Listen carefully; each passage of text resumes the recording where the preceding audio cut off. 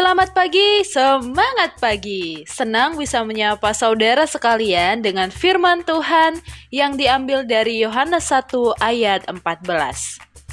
Firman itu telah menjadi manusia dan diam di antara kita, dan kita telah melihat kemuliaannya, yaitu kemuliaan yang diberikan kepadanya sebagai anak tunggal Bapa, penuh kasih karunia dan kebenaran.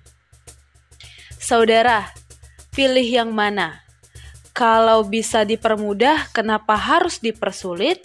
Atau kalau bisa dipersulit, kenapa harus dipermudah? Saya yakin kita semua ingin mengalami yang namanya kemudahan. Tidak mau dipersulit. Dimudahkan usahanya, dimudahkan rencananya, dimudahkan studinya.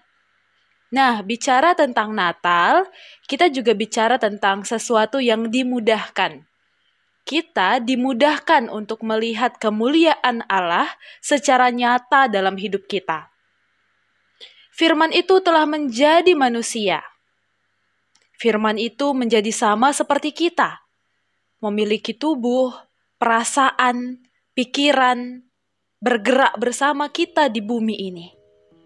Ia merasakan sedih, merasakan sakit, merasakan senang. Firman itu merasakan apa yang kita rasakan sebagai manusia. Padahal dulu kemuliaan Sang Firman itu sangat sulit untuk dijangkau manusia.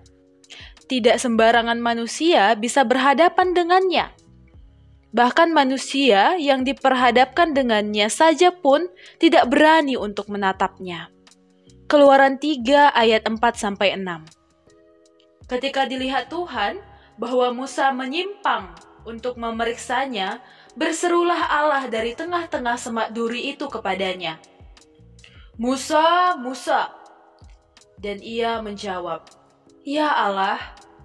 Lalu ia berfirman, "Janganlah datang dekat-dekat, tinggalkanlah kasutmu dari kakimu, sebab tempat di mana engkau berdiri itu adalah tanah yang kudus." Lagi ia berfirman, "Akulah Allah, ayahmu, Allah Abraham, Allah Ishak, dan Allah Yakub." Lalu Musa menutupi mukanya sebab ia takut memandang Allah. Yohanes 1 ayat 18.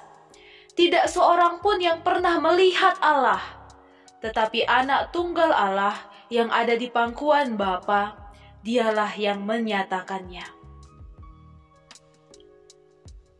Ia yang tinggal dalam kemuliaan itu kemudian mengambil rupa manusia, agar kita manusia dapat melihat, mendengarnya, menyapanya, menyentuhnya, merasakan hadirnya secara langsung ada di dunia ini.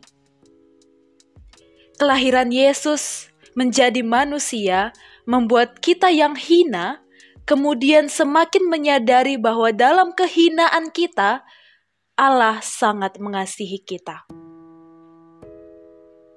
Ia menunjukkan bahwa kita sangatlah berharga.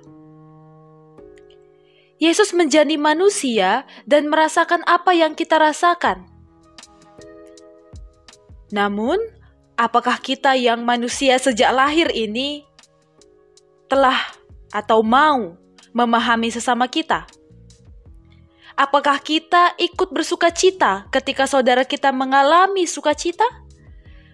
Apakah kita ikut merasa sedih ketika sahabat saudari kita sedang berduka?